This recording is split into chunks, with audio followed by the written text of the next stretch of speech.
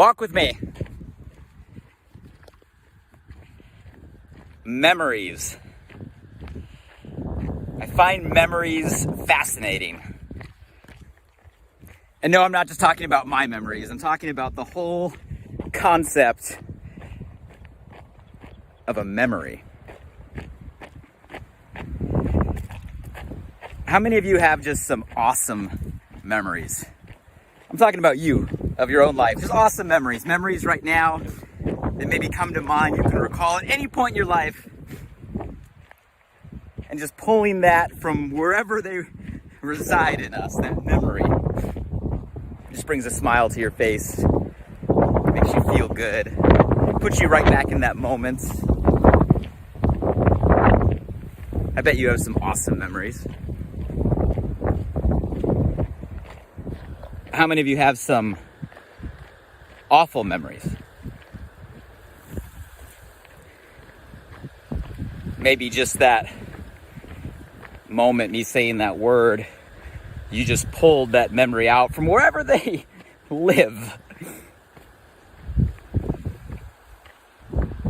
And even now, maybe years later, maybe decades later from when that memory was initially created, that imprint was initially made. Maybe even today, like it gives you a negative response, a negative reaction, a negative feeling.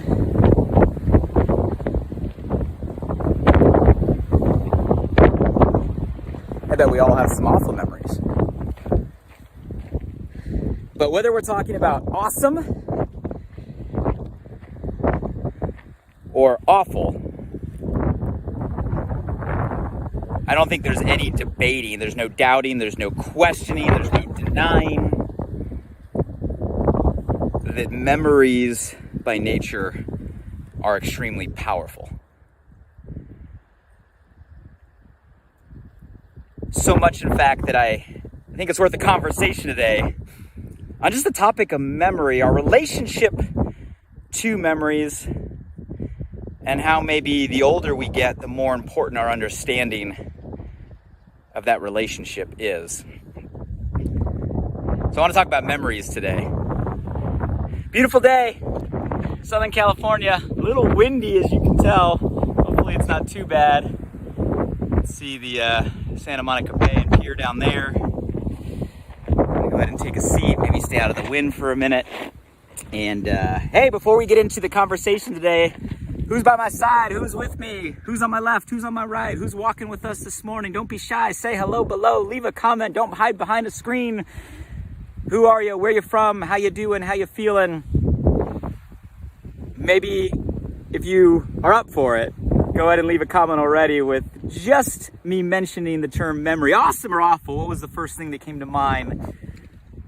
Would love to hear what's top of mind for you.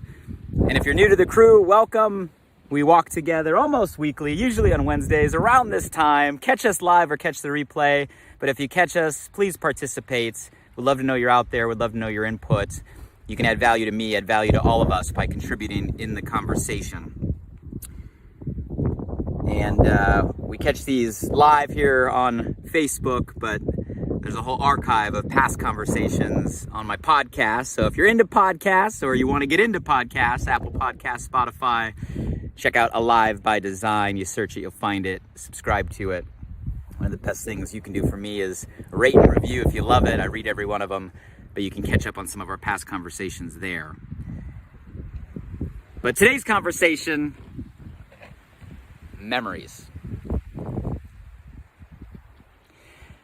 I developed or adopted kind of a personal philosophy pretty early in life. I don't even know where exactly it came from or what was the moment I decided to make this my own, but I do know it was something that I grabbed and made mine and have kept mine early in life. I was probably 19 years old, and the philosophy is the pages of our life are merely the experiences we choose to create.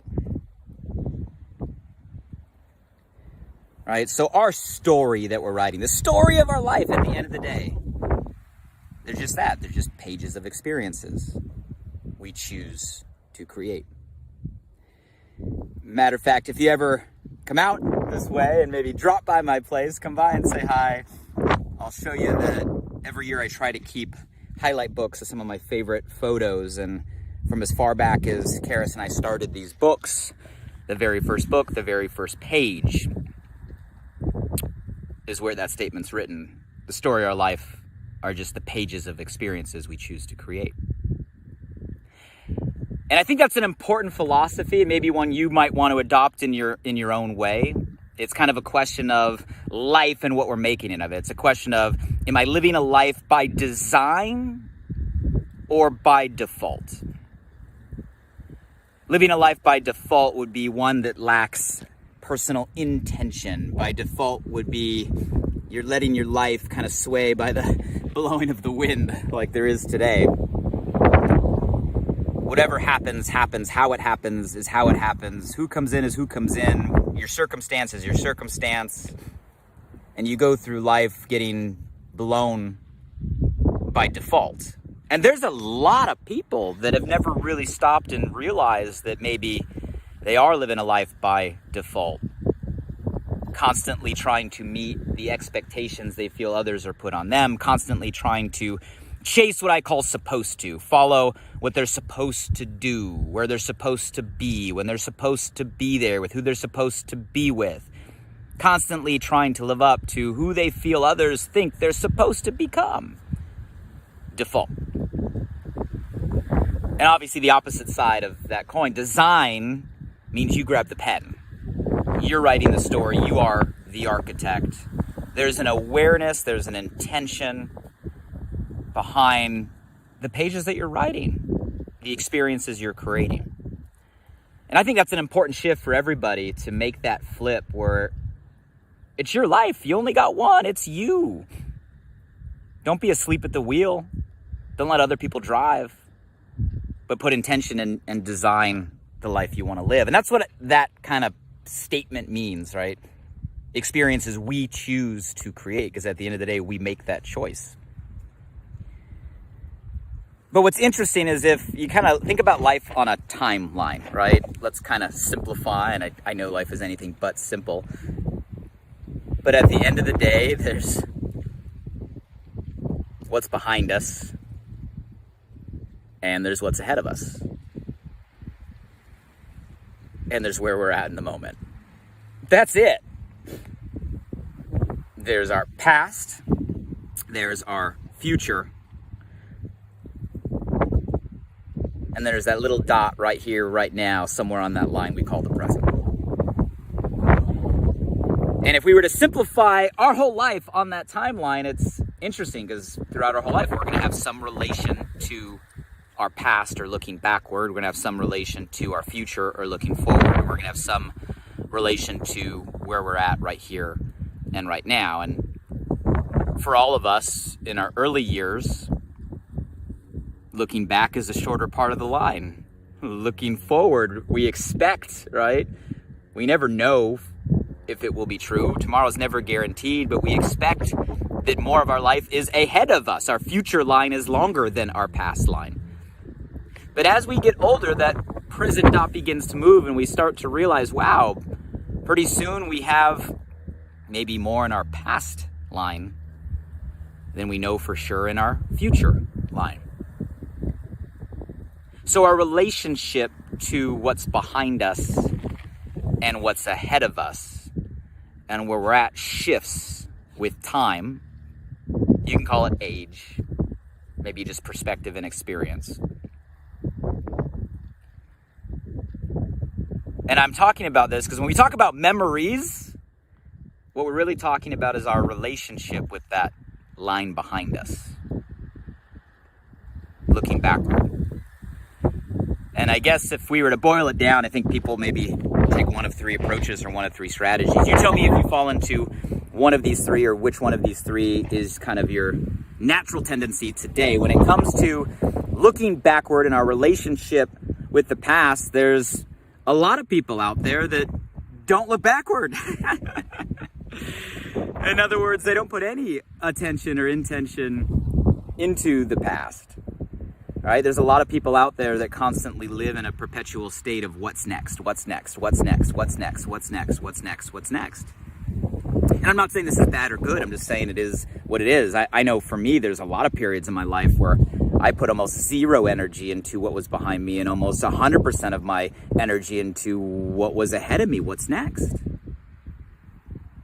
Maybe some of you fall into that category. How many of you right now, you really don't spend a lot of time thinking about what's behind you? What happened, what didn't, the people, the moments, the experiences, the circumstances. You spend all your time focusing on what's ahead of you, tomorrow, next week, next month, next year, next decade. So that's one relationship we can all have when it comes to our lifeline, is only looking forward and not looking backward at all. Then there's a second relationship we can have, and this might relate more to you or people that you know. And the second type is we do put energy into what's behind us. But when we look at what's behind us, we come from a place of regret more than anything else. In other words, when we look at the memories we have and where we have come from our vantage point of today, we look at it from a lens of regret. And you might not use that term, but a lens of regret means you look at it, what should I have done different? Where did I go wrong? Why did that happen? Or maybe from the point you're standing here today, looking backwards, you have a negative lens or a negative filter on what you've been through, who you've been with, and everything behind. And you might not even know it's a negative filter. There's a lot of people that are perpetually in the pursuit of better. And I have nothing against that. I fall into that bucket as a person, always wanting things to be better. But there's a fine line between pursuing better in a positive light and potential and constantly pursuing better as in nothing is ever good enough. And a lot of people live that life always looking into the future in the perpetual pursuit of better, but in doing so create a negative lens of the past of, well, that means nothing so far is good enough. To me, that relationship of the past line is a lens of regret with everything up until this point. You see, I think there's a challenge with those first two. The person that doesn't put any energy into the past and only looks into the future, what's next, what's next, what's next, or the person that is constantly in pursuit of better advancement, progress, but does through a lens of everything that has been done is never good enough, a lens of regret up until this point. Because what that means is that entire past line, aka our entire life up until this point, is not good enough.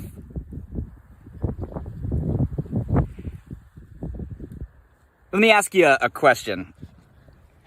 Have you ever had a friend or a family member, someone close to you, where you constantly tried to do something positive for them, like really genuinely, sincerely for them, to help them, to support them, you gave to them, and there was no ill will or ill intention. It was purely for the betterment of them, and you gave and you gave and you gave and you gave, but they never acknowledged it or never appreciated it or is never good enough or it never went anywhere. Have you had that circumstance? Let me take a wild guess. The more that you gave and gave and gave and gave and gave and didn't get any sort of response, what eventually ended up happening? You probably learned to stop giving or stop doing because it wasn't doing anything. How many of you can relate to having that experience at some point in your life? And the reason I say that is, and I don't want to get super spiritual here, but let's say God or the universe or whatever belief system you have that has some sort of relation to every moment, every dot in our past. How do you think they would feel if they gave and gave and gave and gave and gave and gave and gave and gave and you chose not to remember, not to put attention, not to give any sort of positivity, only forgot it, constantly focused on what was next, or always look back with a regret of how it could have been better? How do you think they feel? Kind of a funny statement, but is it funny to say that, hey, if there's a God out there and a universe out there some universal creator out there, don't you think they might want credit too sometimes? Because if you're that first person constantly living on the line, only focused on the future, it's like living a life dragging an eraser behind you. If you're not giving any credit to the past, you're erasing the line of how far you've come. It's like it didn't exist. It's like your life wasn't there. You're too busy chasing the next. Don't run your life with an eraser behind your timeline. Or if you're constantly standing on the vantage point, looking back with a regret lens, you're constantly diminishing, devaluing, minimizing everything you've had to date, minimizing your life up until this point. Okay. So that means there's a third bucket, right? Well, what would the third bucket be? What would the third relationship be? Because I think the third relationship would be, yes, putting attention and intention into how far you've come, what is behind you, the line up until this moment, but doing so through a lens of gratitude. Being grateful for the experiences and grateful for the moments, both the awesome ones and the awful ones. And being grateful for all of it up until this point. That's your life.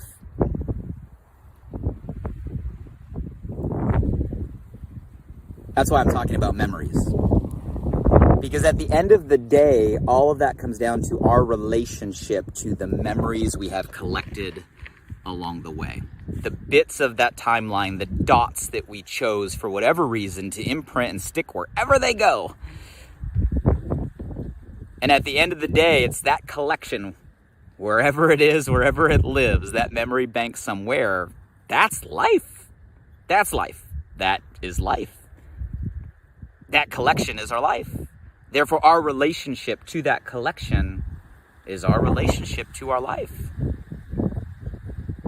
This is why I'm so fascinated with memories. And to dig a layer deeper, what's crazy about memories is, guys, memories only have the meaning we choose to give them. Matter of fact, there's a famous quote out there, right? Nothing in life has meaning except the meaning we choose to give. I think it's true of everything. I think it's especially true of memories. How many of you guys have ever had an experience with other people, right? Same place, same time, same experience, but your memory or recollection of that experiences were totally different? Or even in our own experience, how many of you have ever had a memory of a certain circumstance that years later, maybe you found out new information or you looked at it from a different perspective, and all of a sudden you realize that memory or your association that you had for so long was totally skewed, was totally wrong. You see, guys, memories are just meaning we choose to give to moments.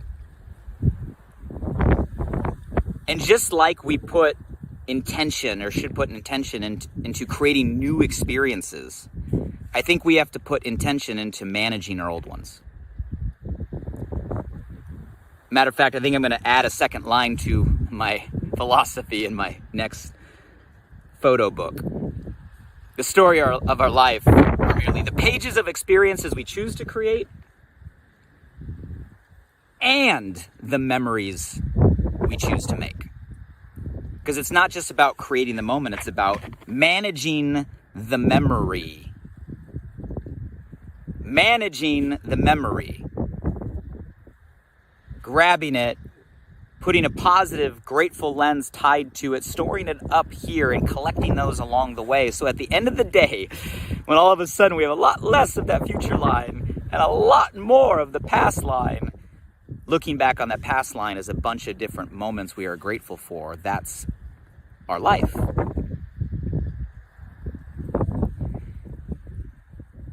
That's why managing our memories is so important. So what does all of this mean? Well, philosophically, hopefully you understand, at the end of the day, our life is a collection of those experiences and moments. We control not only creating those moments, but we control the meaning we tie to those moments. We control what moments we take, right, out of that experience and store in that memory bank. And we control the meaning that we associate to those moments for the rest of our life. So why not put some effort, some energy into our relationship with those memories? Because at the end of the day, that's all we're going to have. And this isn't something you can wait until the end and go rewrite. This is something you have to write and manage every single day. How do we do that? Intention. Creating the moment, capturing the moment, storing that moment. And you can leave it at that. In today's digital space, it actually makes it easier because we have such awesome devices and everybody's always capturing moments, snapping the photo, snapping the video, sharing them publicly. I think that's an amazing thing. You guys, never before in human history could we have such an easy way to capture our moments and put them in an organized way so we can constantly recall. I think it's an amazing thing if you're managing them correctly. How our social media or our camera roll is, or has the potential to be an amazing memory stream of our life if managed and organized correctly. I don't know about you, but I'm super visual. What helps me recall is an image, a photo. I'm more visual than anything else. And matter of fact, sometimes I have a hard time recalling certain memories without the visual. But the minute I see something, the minute I'm right back there. So I've made it a habit of not just capturing moments, but making sure I go manage them correctly. Every year going through and selecting my favorite photos, my favorites, pulling those favorites, putting them in an album, turning them into a book, right? A photo book, a yearbook, yeah, old school, something I can flip through. Because to me, it's not just a photo book of the year. It's the moments I want to remember of my life. Simple things with just a little intention and a little effort. Memories, I told you, are a fascinating thing. They're things we don't even think about, we take for granted, but every single day, every single moment, we have some relationship to what we're doing. And hopefully this conversation maybe inspires all of us to realize, hey, for all of us, at some point, the line shifts and we have less ahead of us than we do behind us, which means our relationship with what's behind us becomes just as important as our relationship with what we want to create ahead of us. And you can let that happen by default, or live your life dragging in an eraser, always focused on what's next. You can constantly be looking back from a lens of regret, minimizing everything you've had, or you can come from a place of gratitude for the awesome and the awful, for all of it, how we associate to it. Put some intention and effort into how we organize it. Make it visual. Keep them in front of you. And collect these moments, guys, at the end of the day that make up your life. And I don't think you can go wrong coming from a place of gratitude with everything that's ever been done. Be grateful for what you have, or it will be taken away. I believe that to be true. But I'll also say the inverse. If you're grateful for what you have, you'll get more of it. So our relationship with the past isn't about just being grateful for everything we've come through. That's an important piece, to be content with where you are. But I also believe being grateful for everything you've been given also helps attract more of what you can be grateful for in the future. The power of memories. You guys tell me, where are you right now? Are you someone that's constantly focused on what's next? You're racing the lifeline behind you? Are you someone that's constantly looking in the past, minimizing what's been done? Or are you someone that's committed to looking back and being grateful for all the moments that we have, learning to manage those memories so that we can be grateful for all we've been given, but attract that type of energy for all we still can be given in the line ahead? With that, guys, I'm going to finish my run. Beautiful, beautiful day. One more look down below. Sun out and shining here in Southern California. And here's to all of us realizing the story of our life is both the pages of experience we choose to create and the memories we choose to make. Hey, if you got value from this, everybody, let me know below. Feel free to share. If someone came to your mind or your heart, tag them in the comments. Check out the podcast for previous conversations, Alive by Design. Until the next time we walk together, stay safe, stay sane, stay healthy. And let's manage those memories, because at the end of the day,